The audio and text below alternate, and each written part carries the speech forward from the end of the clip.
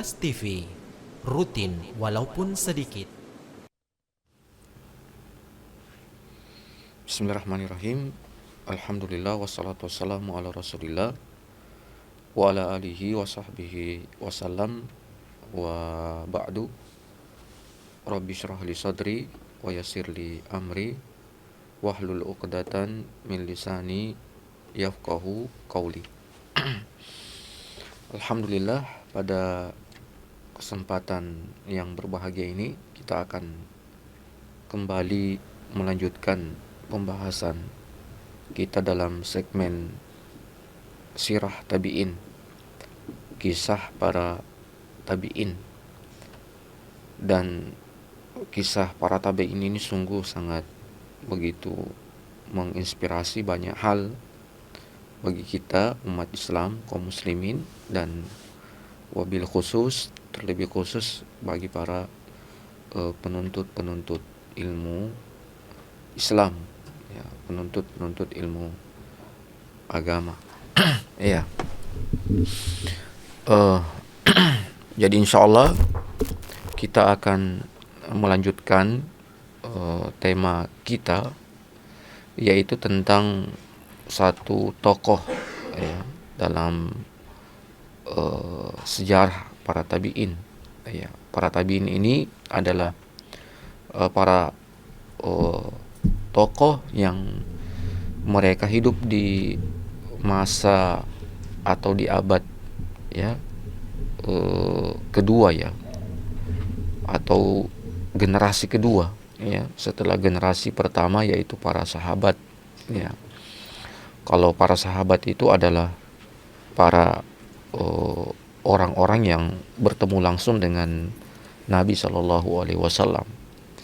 Nah, adapun para tabi'in itu adalah mereka yang tidak sempat bertemu dengan Nabi, tetapi mereka berjumpa dengan para sahabat. Itulah tabi'in, yang mereka ini disebutkan dalam hadis Nabi Shallallahu Alaihi Wasallam bahwa Nabi mengatakan khairul quruni qarni, ya, sebaik-baik masa itu adalah masaku, di mana di situ ada sahabat-sahabat.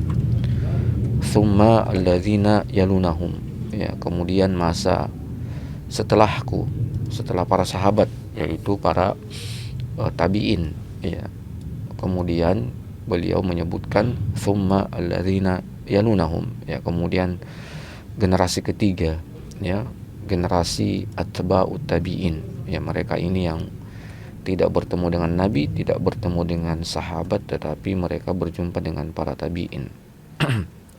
Nah, jadi insyaallah pada kesempatan ini tokoh yang kita akan angkat adalah salah seorang daripada 7 fuqaha kota Madinah, ya, yaitu Urwah bin Zubair, ya, Urwah bin Zubair.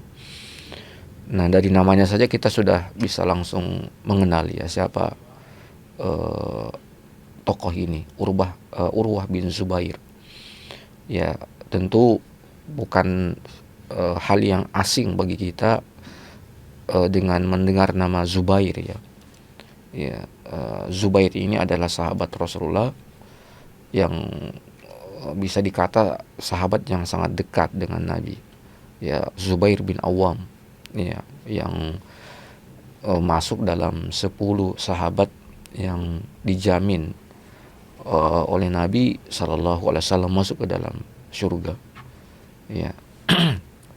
Nah, selain daripada itu, beliau memiliki ibu yang juga tidak asing lagi bagi kita, yaitu Asma binti Abi Bakar.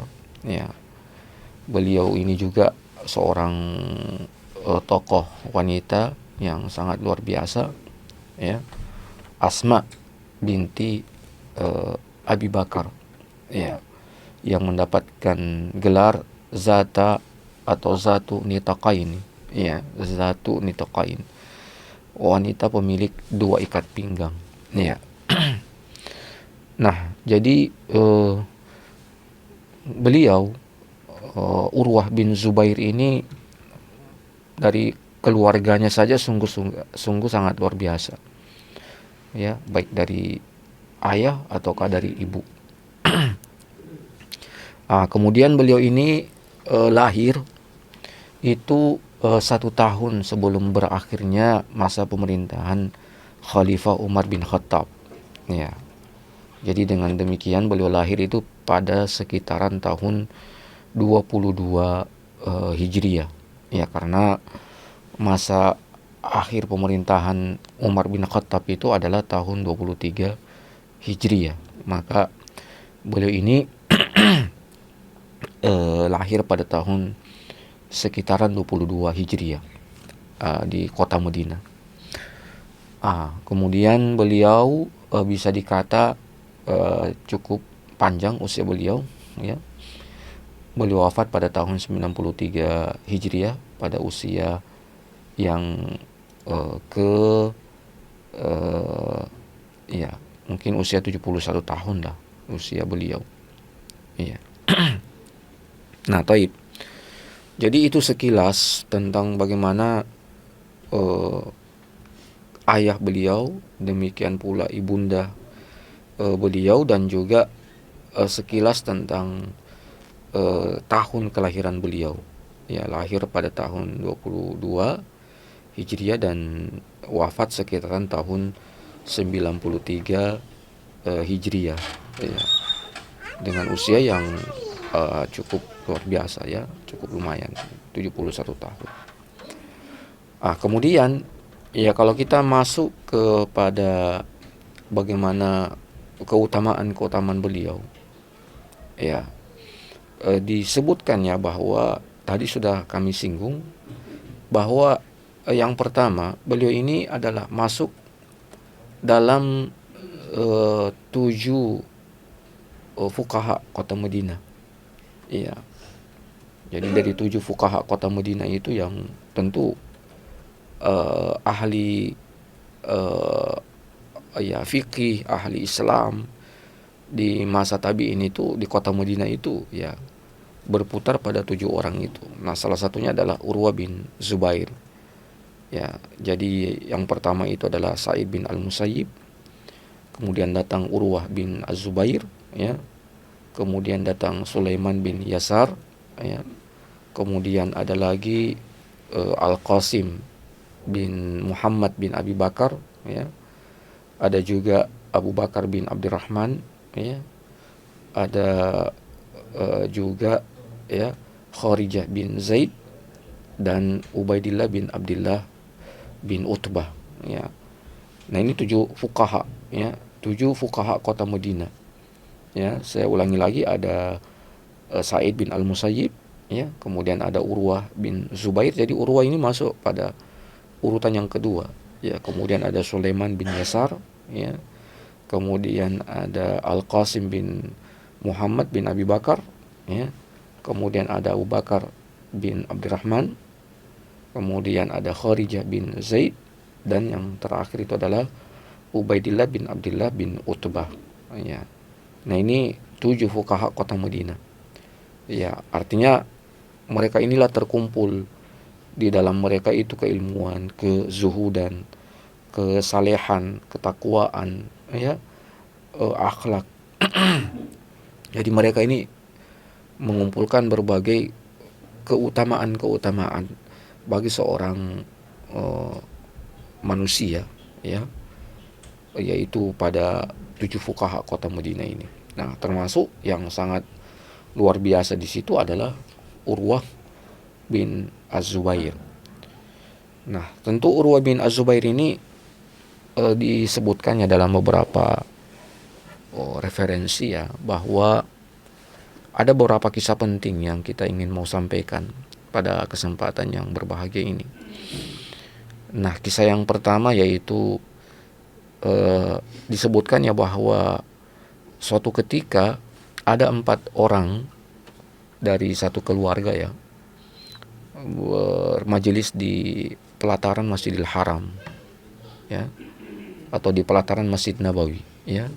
Jadi ada 4 orang yang sedang asik dalam bincang-bincang mereka, ya. Tentu kalau para ahli ilmu berbincang ya tentu seputar Islam, seputar agama, ya, seputar hukum syariat. Ya, itulah kelebihan daripada majelis para ahli ilmu, ya, majelis para ulama. Ya, mereka sangat jauh ya dari majelis-majelis duniawiyah, ya, membicarakan tentang dunia itu sangat jauh kalau para ahli ilmu dari kalangan sahabat ataukah dari kalangan tabiin. Ya, mereka lebih banyak bincang-bincang mereka itu ya tentang Islam, ya, bincang-bincang mereka tentang agama Allah, tentang dakwah, ya, tentang penyebaran dakwah, penyebaran Islam, ya, karena ketika itu memang dakwah untuk menyebarkan Islam itu masih sangat sangat besar ya ketika itu, ya.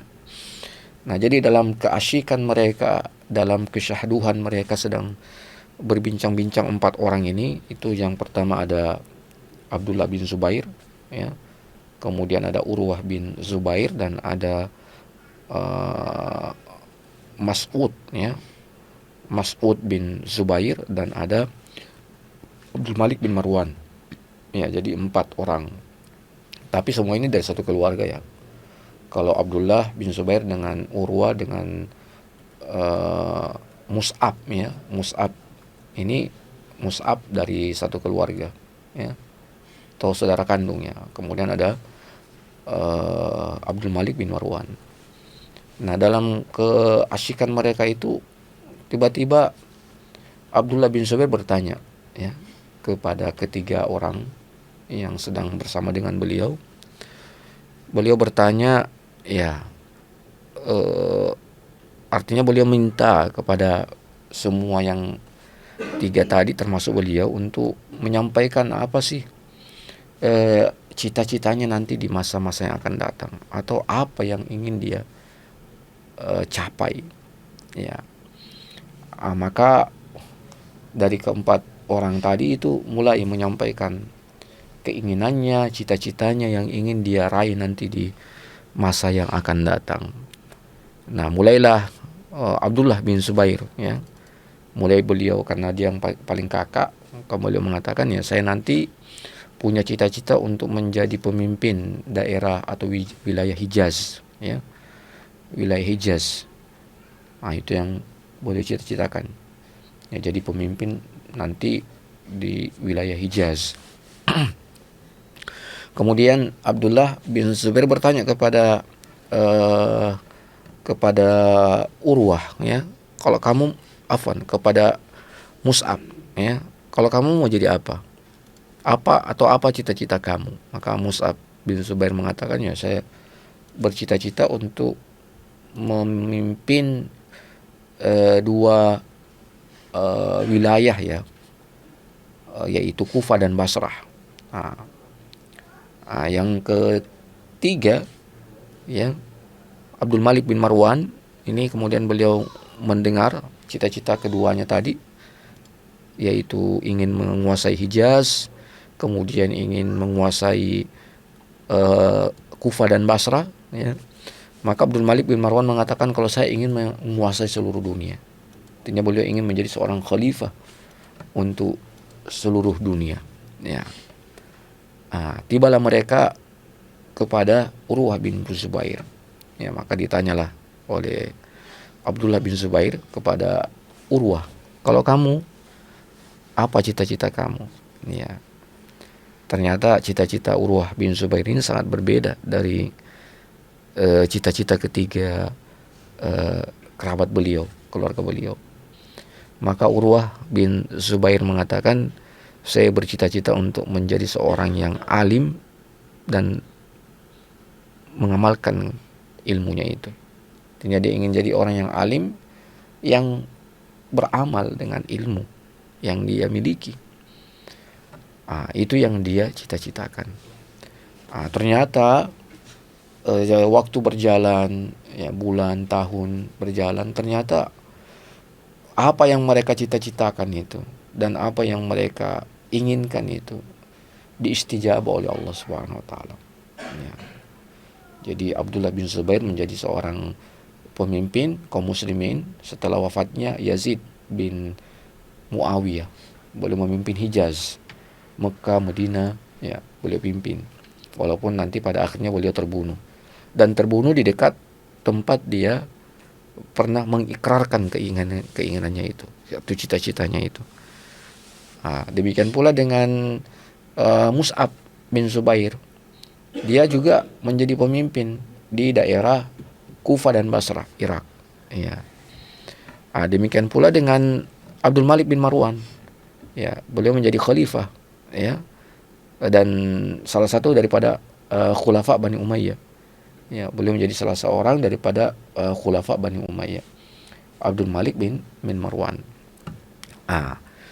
Kemudian juga seperti itu Urwah bin Zubair. Ya, ternyata beliau menjadi seorang yang alim. Ya, orang yang alim dan beramal dengan keilmuannya. Ya, jadi bukan cuma sekedar beliau itu punya ilmu yang dalam tentang Islam, tentang syariat, tentang hukum, tapi beliau juga sangat, ya, dikenal dengan amalannya yang sungguh luar biasa. Nah, jadi cita-cita dari keempat orang tadi semuanya terkabulkan. Ya, baik itu cita-cita Abdullah bin Zubair, ya, kemudian cita-cita Mus'ab bin Zubair, kemudian juga Abdul Malik bin Marwan dan Urwah bin Zubair. Ya, nah di sini sebuah pelajaran penting bagi kita, ya, bahwa tidak ada yang mustahil bagi Allah Subhanahu wa taala untuk kita ketika memang kita betul-betul meminta sesuatu yang kita cita-citakan, yang kita ingin dambakan. Ya, jangan sampai ada penyakit keputusasaan. Ya, dan itu banyak, ya. Bagaimana doa, bagaimana keinginan yang penuh dengan ketulusan, penuh dengan keikhlasan, itu kemudian dijawab oleh Allah Subhanahu wa taala, diistijabah oleh Allah Subhanahu wa taala. Ya. Jadi tidak boleh kita dalam mengarungi kehidupan kita ini, ya, untuk putus asa. Harus kita punya semangat, ya. Harus kita punya cita-cita, ya, keinginan yang tinggi, ya. Walaupun mungkin sebagian orang melihat itu tidak mungkin untuk kita capai, ya, tidak mungkin untuk kita raih. Tapi apa sih? Bagi Allah Subhanahu wa taala semua yang ada di dunia ini semuanya bisa. Selama kita punya keyakinan lah, ya. Orang saja yang sudah tertelan oleh ikan masih bisa juga selamat. Ya, itu kan kisah Nabi Yunus, ya. Beliau ditelan oleh ikan, ya. Tapi beliau punya keyakinan bahwa beliau akan diselamatkan. Ya, dan benar, ya. Fanada fi zulumati alla ilaha illa anta subhanak inni kuntu minaz zalimin fastajabna lahu wa najjaynahu minal gham wa kadzalika nunjil mu'minin. Kan begitu. Ya, dia berdoa fi zulumat, di tengah kegelapan, alla ilaha illa anta subhanak, tidak ada selain engkau ya Allah, ya, maha suci, yang agung, ya. Fastajabna lahu, maka Allah mengistijabah. Wa najjaynahu minal gham, kami selamatkan dia dari kesulitan. Wa kadzalika nunjil mu'minin. Jadi demikianlah cara Allah menyelamatkan orang beriman. Jadi punya keyakinan, ya, dari apa yang kita damba-dambakan, dari apa yang kita inginkan, cita-citakan. Ya, sama juga dengan Nabi Musa alaihissalam. Falamma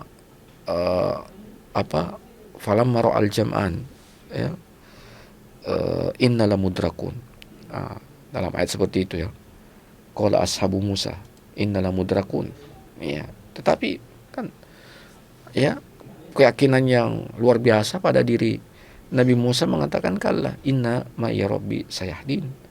Ya, jadi itu, ya, keyakinan dari apa yang kita inginkan, ya, itu tidak ada, ya, sesuatu yang besar bagi Allah. Tidak ada sesuatu yang mustahil bagi Allah ketika Allah menakdirkan untuk apa yang kita yakini, yang kita dambakan, yang kita cita-citakan itu tercapai. Hanya tanya keempat orang tadi, ya, keempat tabiin tadi, Abdullah bin Zubair, Mus'ab bin Zubair, ya, Abdul Malik bin Marwan, demikian pula Urwah bin Zubair.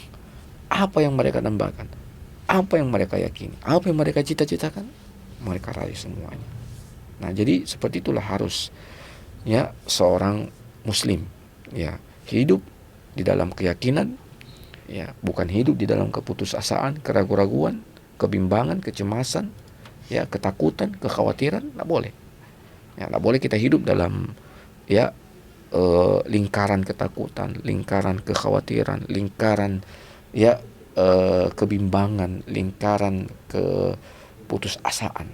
Terus bangkit, terus yakin, kita harus kuat, ya, dan kita harus punya cita-cita, ya, karena selama hal itu kita yakini bisa untuk kita dapatkan, maka bagi Allah itu tidak ada yang mustahil.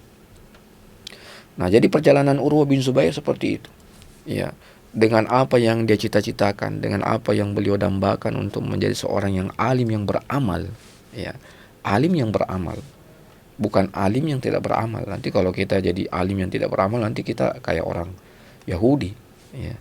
Orang Yahudi, kenapa mereka al-maghdubi alaihim, ya, mereka dilaknat, ya, karena mereka paham tentang kebenaran, tahu tentang kebenaran, ya, tahu tentang Islam, tetapi kebenaran itu mereka tutupi, ya, mereka tidak mau beramal dengan kebenaran yang mereka tahu, dengan kebenaran yang mereka yakini. Makanya mereka jadikan sebagai umat yang terlaknat, ya, maksudnya terlaknat di sini, ya, jauh daripada rahmat Allah Subhanahu wa taala, dan nanti pada akhirnya mereka juga akan menjadi min ashabin nar, ya.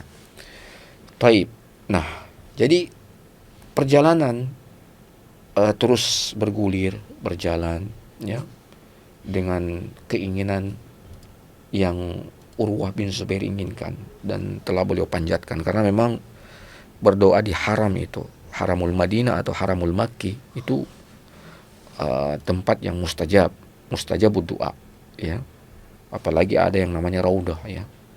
Raudah itu antara tempat Nabi dikuburkan dengan mimbar Nabi. Nah, itulah yang disebut dengan Raudah.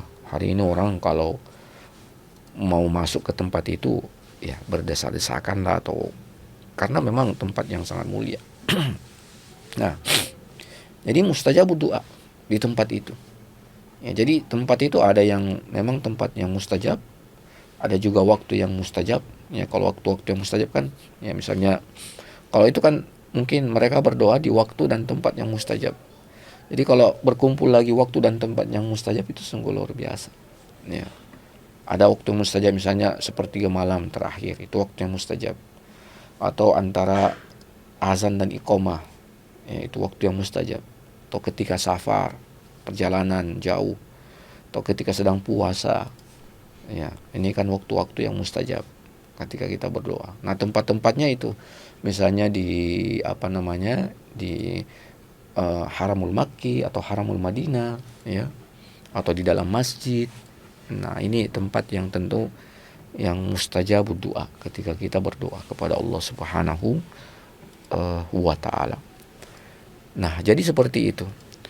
Lalu berjalanlah, bergulirlah waktu sampai betul-betul beliau ini menjadi seorang yang alim yang beramal, ya, yang alim yang beramal, dan itu nampak sekali dalam kehidupan beliau, ya.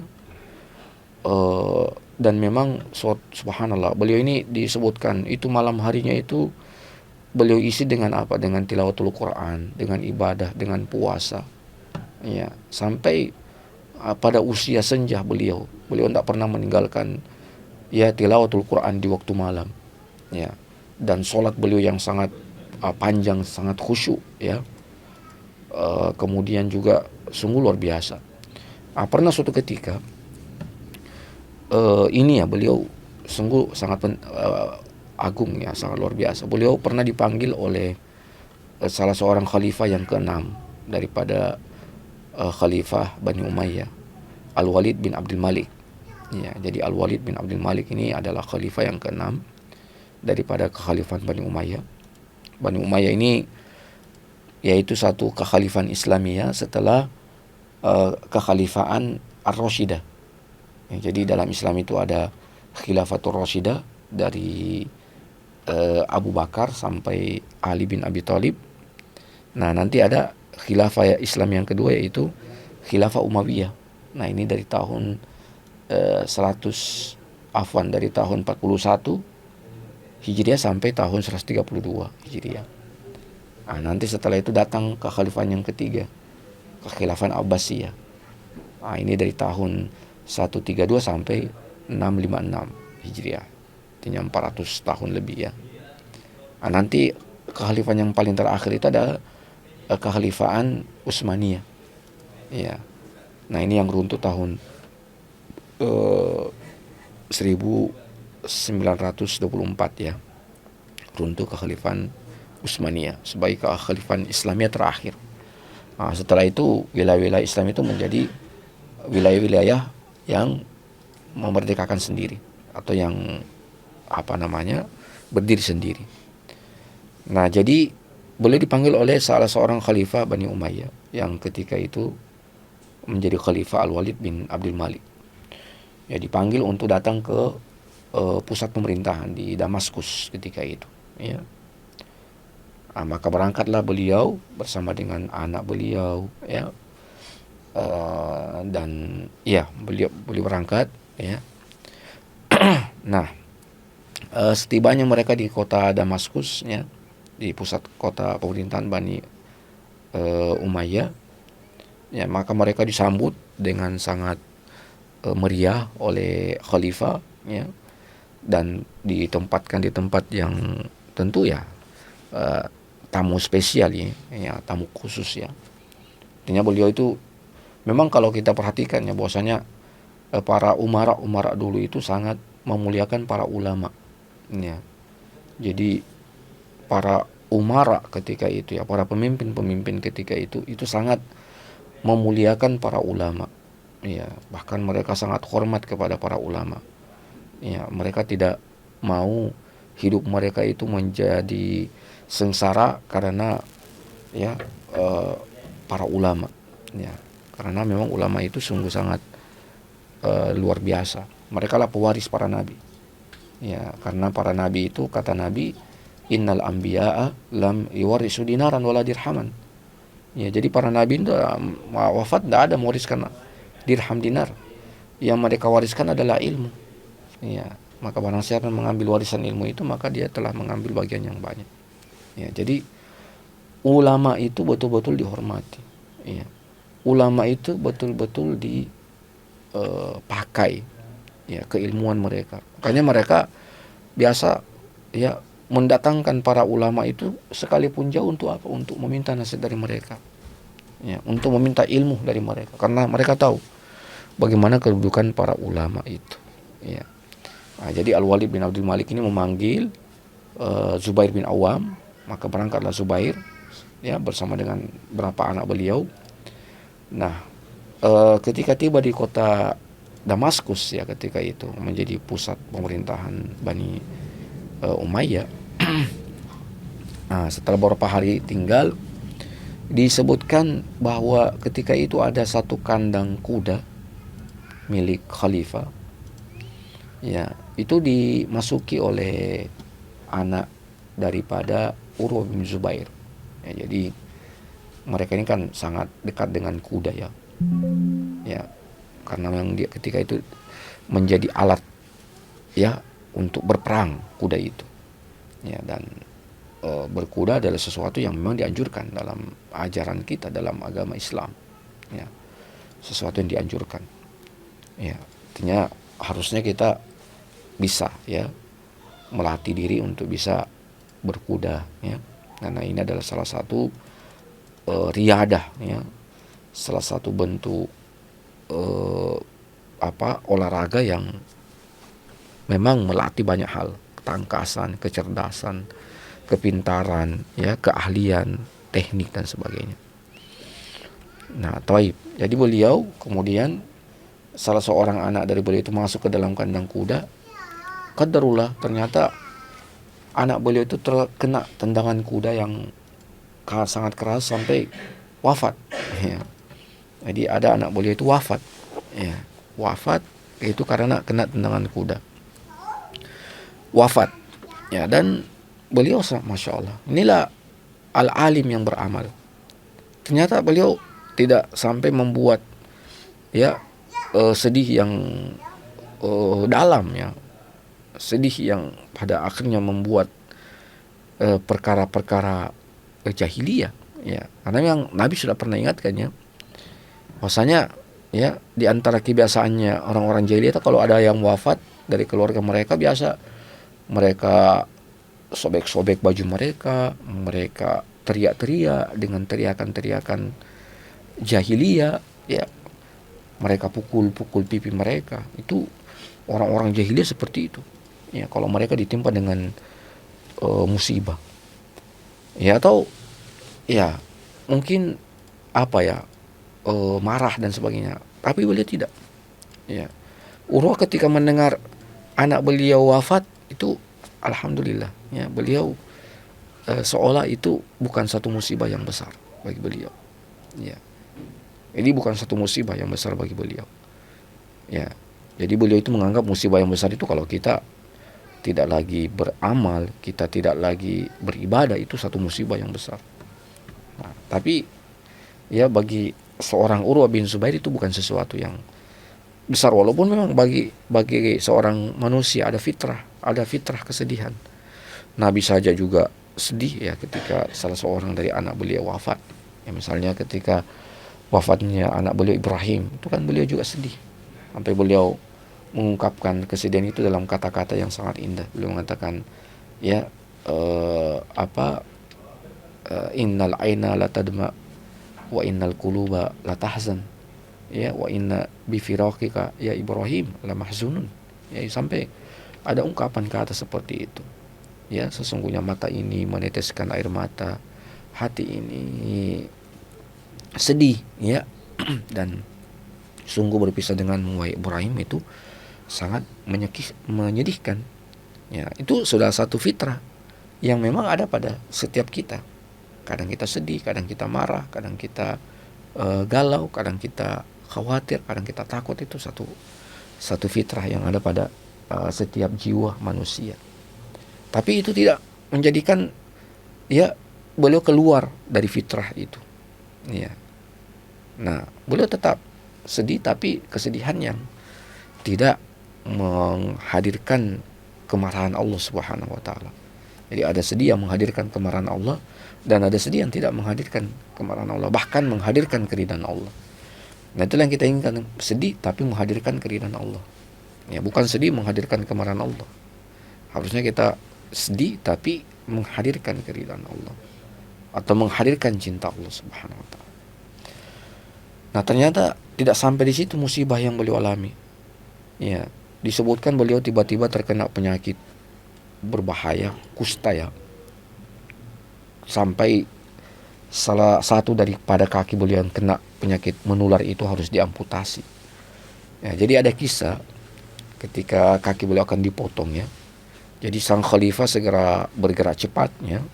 Al-Walid bin Abdul Malik segera bergerak cepat. Beliau segera kumpulkan para ahli-ahli bedah, para dokter-dokter untuk apa yang harus dilakukan, ya. Tindakan apa yang harus dilakukan dengan penyakit yang dialami oleh Urwah bin Zubair ini.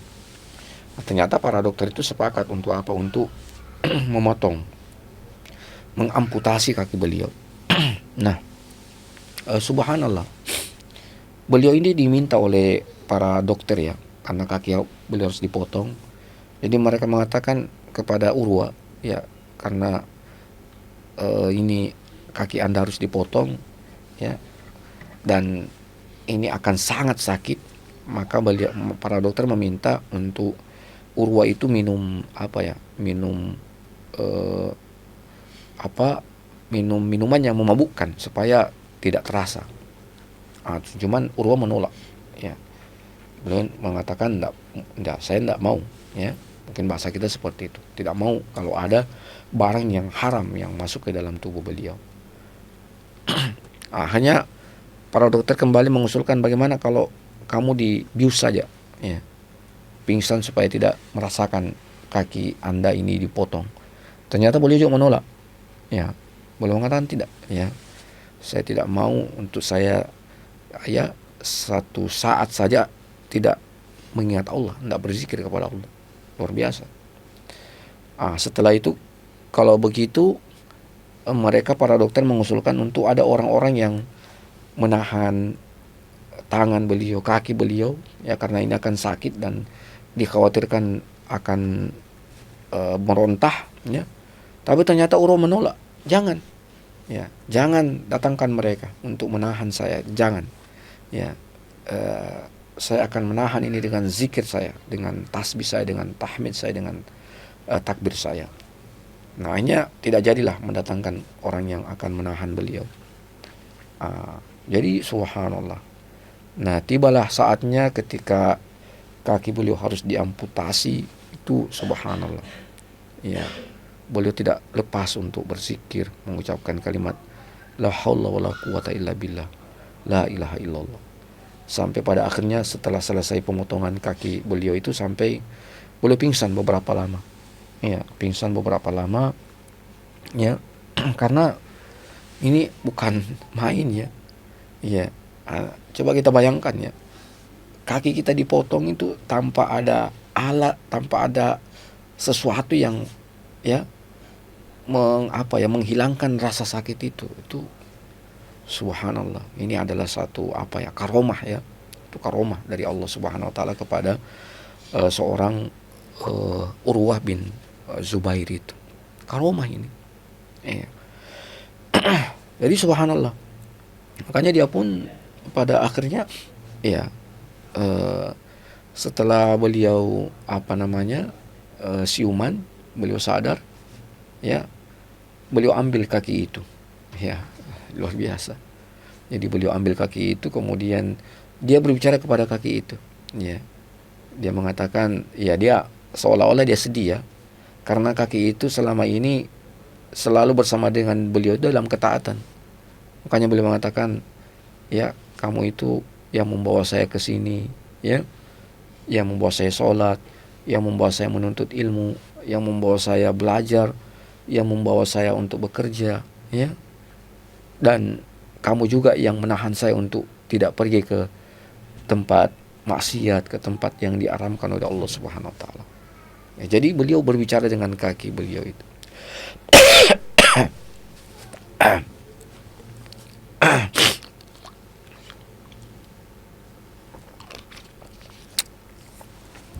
Jadi juga seperti itu kita. Ya, mari kita melihat ini kita punya anggota tubuh, kaki kita. Ya, jangan sampai membawa kaki kita ini ke tempat-tempat maksiat. Jangan sampai membawa kaki kita ini ke tempat-tempat yang diharamkan oleh Allah Subhanahu wa taala. Karena itu akan kita pertanggungjawabkan nanti di hadapan Allah Subhanahu wa taala. Ya. Nah, seperti itulah. Ya, Urwah bin Zubair, ya. Dan orang sangat takjub, ya. Sangat luar biasa, ya. Melihat bagaimana ketegaran, kekuatan yang dimiliki oleh seorang Urwah bin Zubair. Ya, satu kisah yang sungguh sangat menakjubkan bagi kita tentunya. Ya. Nah, kisah yang lain juga bahwa disebutkan ini kedermawanan daripada Urwah bin Zubair, ya. Jadi beliau pernah itu di kota Madinah beliau punya kebun yang sangat luas, ya, yang berisi buah-buahan, ya, atau berisi kurma, pohon kurma dan beberapa tumbuhan, ya. Disebutkan beliau itu kalau menanam sebelum panen itu beliau memagar itu kebun dengan sangat ketat, ya. Dipagarin dengan sangat ketat supaya orang tidak masuk, ya. Itu sampai masa berbuahnya, ya, tanaman beliau. Nah, Subhanallah, ketika sudah akan panen, beliau menghancurkan pagar-pagar yang beliau buat itu, tembok-tembok yang beliau buat. Supaya apa? Supaya orang bisa saja mengambil apa saja yang mereka inginkan dari kebun itu. Ya, jadi seperti itu. Makanya ini kedermawanan yang sungguh luar biasa yang ada pada diri Urwah bin Zubair. Jadi walaupun beliau kaya, ya, tapi beliau itu tidak menjadikan kekayaan beliau itu untuk dirinya sendiri saja, tidak. Tapi kekayaan beliau itu beliau bagi kepada orang lain, ya. Beliau bagi kepada saudara-saudara beliau, ya, karena beliau yakin ya bahwasanya itu cuma titipan Allah Subhanahu wa taala, ya. Titipan Allah, ya. Yang kapan saja Allah mengambil titipan itu bisa saja Allah ambil, ya, seketika titipan itu, ya. Dan itu sungguh sangat luar biasa, ya. Dan adakah dari diri-diri kita hari ini seperti beliau, ya, yang punya kebun buah-buahan, ya, lalu ketika panen atau ketika masa panen datang, kita membuka kebun itu untuk orang banyak, ya. Ini satu pertanyaan tentunya, ya, yang ya masing-masing kita jawablah pada diri kita masing-masing, ya. Ya, bukan cuman kebun buah-buahan, mungkin yang lain-lainnya. Ya, kita punya kelebihan, apakah kita sudah pernah berbagi dengan orang lain, ya, dengan apa yang kita miliki itu. Nah, itu satu kisah yang sungguh sangat luar biasa bagi saya, ya, tentang Urwah bin Zubair ini. Nah, ada juga hal yang menarik, ya, dalam kehidupan Urwah bin Zubair ini. Jadi pernah beliau itu memberikan nasihat kepada anak-anak beliau dengan 4 nasihat yang paling penting, 4 nasihat yang paling utama. Ya, beliau mengatakan kepada anak-anak beliau, mengatakan, wahai anak-anakku, ya, utamakanlah ilmu, ya. Jadi utamakanlah ilmu agama, ya, karena ilmu agama itu, ya, akan mengangkat derajat kamu, ya, akan mengangkat derajat dirimu dari sekian banyak manusia, ya. Dan memang ini bukan sesuatu yang tidak punya dasar, ya. Ya, dasarnya ini dari Al-Quran. Ketika Allah berfirman, yarfa'illahu alladhina amanu minkum walladhina utul ilma darajat. Memang dengan ilmu Allah akan angkat derajat kita, ya. Dengan ilmu Allah akan tinggikan derajat kita, Allah akan muliakan kita dengan ilmu itu. Dan ini sesuatu yang realita, ada, terjadi, ya. Banyak ahli-ahli Quran, hafiz Quran dimuliakan oleh orang banyak, jadikan sebagai imam masjid, jadikan sebagai imam di tempat-tempat, ya, keramaian, ya. Jadi memang seperti itu, mereka menjadi dimuliakan oleh orang, ya, ditinggikan oleh orang, ya. Jadi itu nasihat beliau, ya. Nasihat beliau itu apa? Pelajarilah ilmu, tuntutlah ilmu, kejarlah ilmu, ya, karena itu akan memuliakan kita, itu akan meninggikan derajat kita, ya. Itu yang beliau nasihatkan kepada anak-anak beliau. Nah, nasihat yang kedua beliau nasihati kepada anak-anak beliau, beliau mengatakan, utamakanlah Allah Subhanahu wa taala, ya. Jadi utamakanlah Allah. Makanya beliau menasihati anak-anak beliau itu dengan mengatakan, jangan kalian memberikan sesuatu hadiah kepada Allah yang kapan hadiah itu kalian berikan kepada pemimpin tidak mereka terima, atau kepada orang mereka tidak mau dengan hadiah itu, ya. Jadi berikan hadiah, ya, yang Allah terima hadiah itu dengan baik, ya. Makanya kalau kita baca kisah Habil dengan Qabil, ya, ya, Habil dengan Qabil itu kan disebutkan, ya, ketika mereka harus memilih salah satu daripada dua yang mereka ingin nikahi, kan begitu, ya, kisahnya mungkin seperti itu, ya. Maka Allah meminta kepada keduanya untuk memberikan hadiah terbaik mereka, sedekah terbaik mereka kepada Allah, ya. Ternyata apa, ya, Habil datang sedekah yang paling terbaik, sementara Qabil datang dengan hadiah yang paling buruk. Makanya Allah cuma menerima hadiah sedekah yang dibawa oleh Habil. Innallaha thayyibun, ya, sesungguhnya Allah itu thayyib, ya indah, ya la yaqbalu illa thayyiban.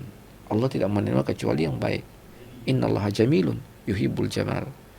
Allah itu cantik, indah, dan suka dengan keindahan. Ya, jadi banyak ya yang menandakan bahwa ya Allah itu harus kita berikan dengan sesuatu yang paling terbaik. Kita berpakaian, ya, maka janganlah berpakaian yang orang pun kalau melihat pakaian kita mereka jadi sungkan sama kita. Ya, pakailah pakaian yang terbaik kalau kita ke masjid. Ya, masa kita datang dengan pakaian yang kalau kita pun datang ke pesta orang akan risih dengan kita. Ya. Kalau kita datang ke pertemuan dengan pakaian kita orang akan risih melihat pakaian kita. Nah, maka datanglah dengan penampilan yang ya kalau orang melihat penampilan kita mereka bahagia, mereka senang. Ya, jadi kalau saja kita berpenampilan yang baik kepada orang, nah bagaimana kalau datang kepada Allah Subhanahu wa taala. Jadi utamakanlah Allah dari segalanya. Ya. Dahulukanlah Allah dari segalanya. Ya, termasuk ya mendahulukan kewajiban ya daripada yang bukan wajib. Itu juga mendahulukan Allah Subhanahu wa taala. Ya. Jadi utamakanlah Allah Subhanahu wa taala dari segalanya, ya. Dari segalanya. Kita harus utamakan Allah. Ketika azan berkumandang, Allahu Akbar, Allahu Akbar, utamakanlah Allah. Dari ya perdagangan kita, dari perniagaan kita, ya, dari kerja kita, utamakanlah Allah. Ya, kan singkat ya. Kalau azan dari azan ke salat, ya mungkin kalau dari azan ke salat mungkin ya lumayan lah. Karena biasa jarak dari selesai salat sampai iqamah kan biasa 10 menit. Nah, tapi ketika sudah iqamah, kita segera berhenti.